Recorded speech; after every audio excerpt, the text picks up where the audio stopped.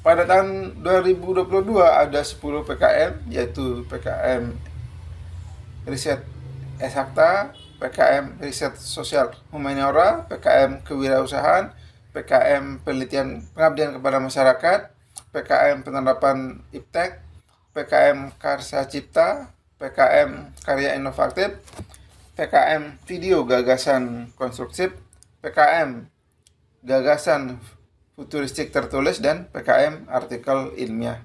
Yang lolos pendanaan akan mendapatkan dana dari Belmawa melalui rekening kampus. Selanjutnya, yang telah didanai akan membuat laporan kemajuan dan laporan akhir, akan diseleksi kembali untuk mengikuti PIMNAS. Jadi tidak semua yang lolos proposalnya lolos pembiayaan untuk mengikuti PIMNAS. Yang berhasil masuk PIMNAS nanti akan membuat jurnal atau proceeding.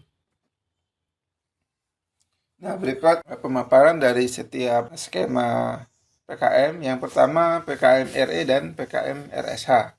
Sama-sama riset nih, apa sih bedanya? PKM Riset Eksakta itu mengangkat tentang keilmuan yang eksak, pasti. Yang fenomena alamiah sesuai hukum-hukum fisika, kimia, dan biologi. Sedangkan humaniora itu lebih kepada perilaku manusia yang dapat ditemui di kehidupan masyarakat. Kami contohkan judul untuk PKM RE dan PKM RSA. Misalkan nih, kalau untuk RE, deteksi citra kerumunan orang menggunakan Region Convolution Neural Network. Kemudian krim mata neomelegel baya merah untuk memudarkan dark circle dan vehicle. Kemudian deteksi DNA babi pada kerupuk kulit yang tidak berlogo halal dengan metode Lab Amplification Mediated Polymorphism atau LAM. Itu contoh untuk PKM RE. Selanjutnya PKM RSA, Sosial Humaniora, pengaruh literasi keuangan terhadap perilaku konsumtif di masa pandemi COVID-19, studi kasus mahasiswa PEP UMSU. Nah, ini jadi yang kami tampilkan ini adalah contoh-contoh judul yang lolos pembiayaan di tahun 2021. Kami akan melampirkan juga link untuk mengakses daftar judul yang telah lolos pembiayaan tahun sebelumnya.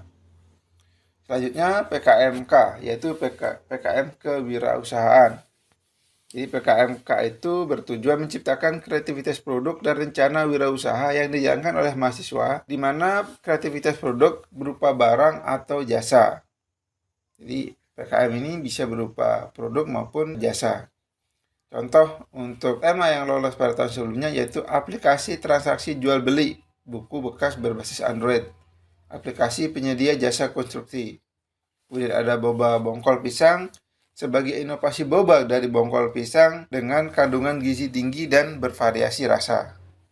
Nah, yang terakhir ini contoh PKMK yang jasa yaitu Joyful Clinic, solusi mengurangi trauma bullying pada mahasiswa berbasis terapi Snowy Zealand. Yang terakhir adalah contoh PKMK yang berupa jasa. Selanjutnya PKM Pengabdian kepada Masyarakat dan PKM Penerapan Iptek. Nah, ini sama-sama memberikan bantuan Iptek kepada mitra program sebagai bentuk solusi atas permasalahan kebutuhan prioritas mitra yang diidentifikasi saat mahasiswa melakukan kunjungan. PKM Pengabdian itu berupa pemberdayaan masyarakat, manusia di bidang ekonomi, kesehatan, pendidikan, keamanan lingkungan, persiapan untuk berusaha, pengembangan karya seni, dan lainnya. Sedangkan PKMPI, aspek sumber daya manusia, bahan baku, proses peralatan produksi, kesehatan, keamanan lingkungan, kegiatan pasca produksi seperti pengemasan, penyimpanan produk, maupun manajemen usaha, promosi pemasaran produk, perlindungan hak cipta, dan pengembangan karya seni. Kami mencontohkan untuk PKMPM pelatihan teknik merajut. Jadi di sini kegiatannya adalah pelatihan, kemudian bidang iptek yang diterapkan adalah teknik merajut. Yang kedua, pembinaan komunitas ibu-ibu penyuka tanaman di Kota Bekasi melalui pemanfaatan cangkang telur sebagai serum tanaman. Jadi kegiatannya adalah pembinaan ipteknya cangkang telur yang digunakan sebagai serum tanaman. Kemudian yang ketiga, budidaya maggot meningkatkan perekonomian masyarakat Kampung Jagaita. Jadi di sini jelas ada tekniknya, ada kegiatannya, ada mitranya. Kemudian untuk PKM penerapan iptek, contohnya teknologi hybrid dengan rancang VV Grid pada Smart Inkubator Telur dalam upaya meningkatkan perekonomian peternak unggas pada kondisi COVID-19. Jadi teknologinya sudah siap untuk diimplementasikan. Autofill valve sebagai solusi suplai kebutuhan air minum otomatis berbasis Arduino pada kandang ayam petelur. Implementasi Smart Garden pada tanaman toge berbasis IoT dengan sistem pemberitahuan Telegram. Jadi ini ada teknologinya, sudah jelas implementasinya untuk apa. Selanjutnya PKM KC, yaitu PKM Karsa Cipta. Ini yang paling banyak lulus. PKM KC ini merupakan hasil riset terbaru sampai dengan tahap desain teknis yang belum menghasilkan prototipe atau lainnya yang siap untuk diuji coba. PKMKC merupakan solusi atas kebutuhan tantangan dihadapi oleh masyarakat, pemerintah maupun dunia usaha. Pengembangan atau penyembangan produk yang telah ada dengan kaidah-kaidah keilmuan yang relevan dengan menunjukkan letak perbedaannya. Jadi boleh mengusulkan sebuah produk pengembangan dari produk yang telah ada. Misalkan ada alat pencacah yang hasilnya masih dianggap tebal, lalu diberikan inovasi, mahasiswa punya ide untuk mengembangkan sebuah alat baru yang hasilnya lebih tipis. Jadi contohnya adalah pembuatan safety distance detector berbasis microcontroller pada masa pandemi COVID-19. Jadi dia mendeteksi jika terlalu dekat maka melanggar protokol akan memberikan alarm. Sarang madu Victor dengan sensor berbasis Internet of Things. Kemudian deteksi kedalaman luka menggunakan sensor ultrasonik SR04 guna membantu tenaga medis dengan harga yang terjangkau. Jadi sensor HC ini di bawah 20.000 itu untuk mendeteksi kedalaman luka daripada lukanya diukur, itu akan mengenai luka menggunakan sensor jarak ultrasonik HC SR04. Kemudian ada budayaku. Jadi ada singkatan. Jadi dulu itu boleh ada singkatan, namun tidak dianjurkan sebenarnya. Tidak harus ada singkatan. Budayaku media kompetisi daring berbasis website sebagai bentuk pelestarian budaya Indonesia. Selanjutnya PKM Karya Inovatif. PKM Karya Inovatif ini berbentuk teknologi nyata yang sudah bukan prototipe lagi. Kemudian target penggunanya sudah sangat spesifik, sudah jelas siapa penggunanya.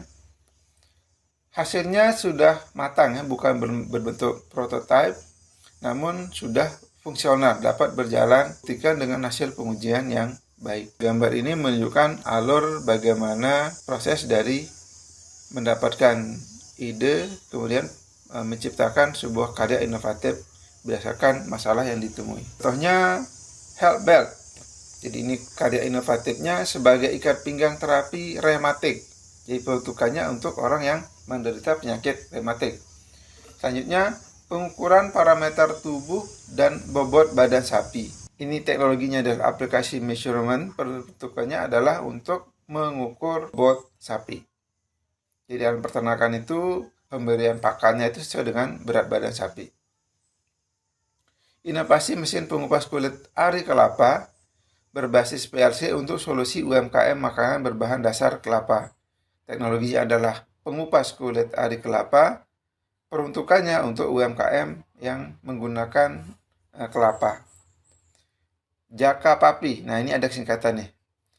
Jaket terapi, produknya, teknologinya penyembuhan bagi penderita kifosis. Penggunanya adalah penderita kifosis. Kemudian ini yang PKM gagasan futuristik konstruktif, yaitu solusi yang membutuhkan dana besar dan waktu yang lama. Jadi tidak cukup masalah itu diselesaikan dengan dana 5-7 juta. Makanya, namun di sini diberikan kesempatan untuk mengajukan proposal apa gagasannya untuk menyelesaikan masalah tersebut. Cirinya adalah visioner dan futuristik ke depan, mungkin akan dicapai dalam 5 tahun ke depan. Penyelesaian dalam waktu yang panjang. Misalkan di rumah di lingkungan mahasiswa ada sungai, kemudian dengan kultur lingkungan geografisnya jika dibendung berpotensi untuk menjadi sebuah bendungan. Tidak cukup dengan 5 sampai 7 juta, tidak cukup dengan waktu 3 sampai 5 bulan. Harus realistis ya, tidak terlalu berangan-angan. Kemudian berdampak sistemik atau berskala masif. Beberapa contoh topik yang memenuhi kriteria PKM GFT pada tahun sebelumnya. Sini saya contohkan ada 7, saya ambil dari panduan. Namun di sini saya tidak akan membacakan satu persatu. Silakan video ini di pause jika ingin membaca atau membaca di panduan. Nah, ini contohnya yang dari file Excel, bahwa kegiatan PKM GFT ini skopnya luas. Misalkan, amphibious solar panel karavan sebagai solusi pemerataan pendidikan antar pulau. Artificial Intelligence Recycling Center penerapan kecerdasan buatan sebagai solusi pengelolaan sampah Indonesia. Jadi skopnya luas. Yang ketiga, Green Energy Sea Water Treatment System implementasi pengolahan air laut yang terintegrasi sebagai upaya pemerataan air bersih untuk Provinsi Papua. Skopnya provinsi. Plug in Facade, model pertanian vertikal perkotaan sebagai upaya mencapai zero hire di tahun 2030. Jadi masa implementasinya di tahun 2030. Selanjutnya PKM video gagasan konstruksi. Jadi ini lahir dari PKM GFK. Luarannya nanti berupa video. Kaitannya adalah membuat video dengan 6 isu nasional, yaitu ranahnya adalah korupsi, narkoba, NKRI, bencana, bahasa daerah, dan versi sumber daya hayati. Untuk PKM ini saya tidak dapat memberikan contoh karena ini baru di tahun 2022, 2021 tidak ada program PKM ini, di mana PKM ini hasilnya adalah video dengan durasi 2-4 menit, adanya storyboard pada pengajuan, kemudian daftar pengambilan gambar atau shortlist berdasarkan naskah cerita yang lengkap, termasuk lokasi pengambilan gambar, jadwal pengambilan gambar, perangkat keras, perangkat lunak yang digunakan, serta metode tahapan produksi pasca produksi, termasuk di dalamnya teknik editing dan pengisian suara. Misalkan nih, di bidang narkoba, mungkin persiapan generasi emas di tahun 2045 misalkan. Salah satu tempat pengambilan gambarnya adalah di sekolah. Selanjutnya pengambilan gambar di penjara. Ada di gedung DPR. Jadi itu untuk mengimplementasikan bahwa pemuda pada saat ini harusnya sehat, produktif untuk mengisi parlemen di tahun 2045. Dalam gambar disertakan juga storyboard. Bagi Anda mahasiswa yang pernah sekolah di SMK Multimedia atau TKJ, sangat hafal dengan yang dimaksud dengan storyboard. Jadi storyboard itu menampilkan luas pengambilan gambar, frame-nya, kemudian narasi pengambilan gambarnya. Yang terakhir adalah PKM AI, artikel ilmiah. Jadi cukup menyampaikan karya tulis dalam bentuk artikel ilmiah. Karya tersebut ditulis mengacu pada kegiatan yang telah selesai dilakukan. Misalkan pernah melakukan kegiatan PKL, KKN, atau kegiatan akademik lainnya. Tapi, ini saya merahkan di bawah ini, bukan tugas-tugas atau praktikum individu, perkuliahan, skripsi, ataupun tugas akhir. Jadi dilarang nanti mengambil artikel yang sudah dipublikasikan atau yang sudah diteliti oleh seniornya. Cukup jelas di sini. Untuk penulisannya, penulisan proposal, perhatikan cara menulis kalimat yang sistematis sehingga reviewer dapat mudah memahami maksud yang ingin disampaikan oleh mahasiswa. Kadang tidak sesuai antara maksud mahasiswa dengan tulisan. Padahal idenya bagus, namun dikemas dalam tulisan yang kurang dipahami. Salah satunya sebuah paragraf terdiri dari satu buah kalimat inti dan beberapa kalimat untuk menjelaskan kalimat inti tersebut. Supaya jelas, satu paragraf membahas satu kalimat inti. Untuk anggaran biaya 5-7 juta. Perhatikan juga maksimum pengeluaran untuk setiap item ya. Di sini untuk bahan habis pakai 60%, untuk sewa jasa 15%, transportasi lokal 30%, dan lain-lain itu maksimal 15% dari dana yang diusulkan. Nah, nanti ini akan disampaikan, akan dimuat dalam tabel seperti ini. Untuk daftar pustaka, perhatikan stylenya adalah Harvard ya. Diharapkan menggunakan tools Mendeley untuk citasinya. Kemudian kemudian rujukan dapat bersumber dari buku, artikel jurnal, proceeding, skripsi, tesis, disertasi, website, undang-undang dan peraturan, surat kabar atau media cetak lainnya, film atau video. Nah, biasanya untuk mahasiswa kadang mengambil dari buku, kemudian jurnal, skripsi, web. Nah, ternyata film atau video dapat juga menjadi rujukan dalam penyusunan proposal. Misalkan telah diunggah sebuah desa memiliki tanah pertanian yang cukup luas, maka mungkin dibutuhkan teknologi untuk pengairan. Oke, mungkin mahasiswa masih bingung ya tentang judul. Baik, untuk sebuah judul itu bisa saja dalam skema yang berbeda. Misalkan di sini mesin penetas telur berbasis Arduino. Diperhatikan tabelnya, jika penetas tersebut dibangun akan dibuat prototipe maupun sampai selesai, maka itu masuk ke skema PKM KC, Kasa Cipta. Jika alat penetas telur tersebut diberikan untuk digunakan kepada sebuah kelompok ternak ayam misalkan, maka masuk ke dalam skema PKM PI, penerapan IPTEK.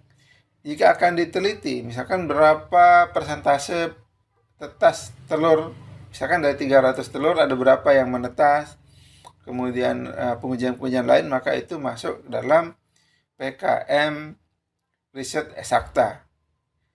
Jika akan mengajarkan atau memberikan pelatihan kepada masyarakat, kepada sebuah kelompok tentang bagaimana membuat mesin penetas telur berbasis Arduino, maka itu masuk dalam skema PKM PM. Jadi silakan mahasiswa untuk menentukan temanya dulu, nanti kira-kira ini akan masuk ke mana, akan masuk ke skema PKM yang mana. Untuk mencari ide, itu ada dua teknik. Yang pertama, membaca panduan terlebih dahulu, baru membaca contoh judul lulus pembiayaan. Atau teknik yang kedua, dengan membaca contoh judul yang lulus. Jadi kita baca contoh ide-idenya, kemudian di situ tercetus sebuah ide baru atau ide pengembangan. Nah, kira-kira itu ide kita itu bisa masuk ke skema yang mana. Jadi silahkan, nanti ada dua cara, membaca petunjuk dulu baru judul, atau dari contoh judul dulu. Kalau saya pribadi, dari contoh judul yang lulus, itu dapat memberikan saya inspirasi, ide untuk tema PKM. Ya, untuk pendanaan dan kriteria keilmuan, itu dapat dibaca di panduan umum halaman 5. Jadi ada beberapa PKM yang boleh di lintas ilmu. Misalkan PKMK itu tidak harus bidang keilmuan. Anda mahasiswa Sistem Informasi, Teknik Informatika dapat berwirausaha di luar bidang Teknik Informatika dan Sistem Informasi. Misalkan produk sepatu atau produk makanan, boleh. Silahkan nanti dibaca di panduan umum halaman 5. Nah, untuk pengusulan proposal, seorang mahasiswa dapat mengajukan lebih dari 2 judul. Dapat bergabung di 2 tim yang berbeda. Jadi mungkin nanti punya ide 4-empatnya ditulis, diajukan sebagai ketua dan sebagai anggota. Tetapi jika 4-empatnya lulus, maka boleh terlibat hanya dalam 2 judul proposal sebagai ketua dan 1 anggota, atau kedua-duanya sebagai anggota. Jadi untuk mengantisipasi, kadang kita nyusulkan banyak proposal, kita ajukan saja 4. Nanti mungkin dibiayai 2. Untuk STMK Lombok, maksimal proposal yang boleh kita ajukan yaitu sebanyak 50. Untuk PKM 8 bidang maksimal 40. Untuk PKM AI dan GFT itu maksimal 5 proposal. Jadi silahkan bersaing nanti. Jika banyak peminat di PKM AI, maka siapa yang lebih dahulu, maka itu yang akan terunggah. Kalau PKM 8 bidang nanti tidak dibagi 8 ya, sehingga 55 tidak. Jadi mungkin nanti PKM banyak itu di KC dan RE, ya silakan 20-20 di situ tidak masalah. Berikut ini tahapannya dapat dibaca di panduan umum halaman 11. Namun yang paling penting adalah Anda segera menemukan ide dan menemukan dosen pendamping. Untuk penilaian tahun ini ada penilaian dua tahap, yaitu penilaian tahap 1 dan penilaian tahap 2. Nah, untuk diperhatikan juga nanti bahwa di setiap item itu ada bobot yang berbeda.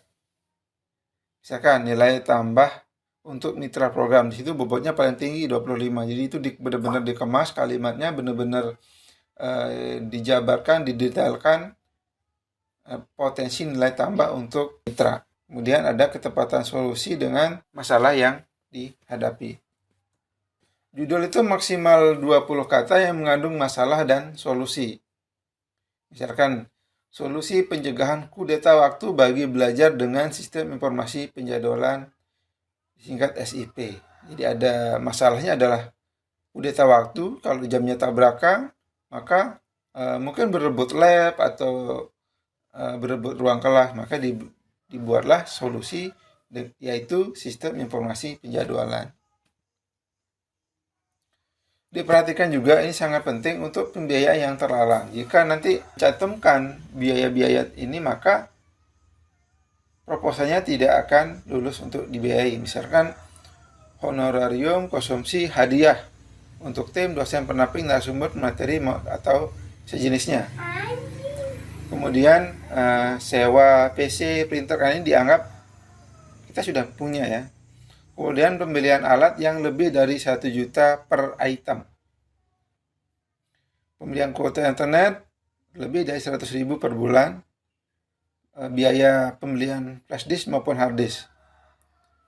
Kemudian sewa lisensi atau sejenisnya yang melebihi 6 bulan, karena kegiatan kita kan maksimal 5 bulan. Kemudian biaya untuk penyelidikan dan laporan. Jadi laporannya nanti kan tidak dalam bentuk hard, tapi diunggah di Belmawa. Untuk proposal yang sampai dengan tahap terunggah, itu akan mendapat Rp200.000 per proposal untuk mahasiswa dan Rp100.000 per proposal kepada dosen. Wah, tepuk tangan dong, luar biasa nih STMK Lombok memberikan dana untuk proposal yang terunggah. Namun sebelum diunggah akan direview internal dulu ya. Nanti jangan sampai sekedar memenuhi, copy paste-nya terlalu tinggi, di atas 50%. Silakan untuk mengunjungi web Belmawa untuk mendownload full panduan, kemudian di situ ada penjelasan untuk setiap PKM.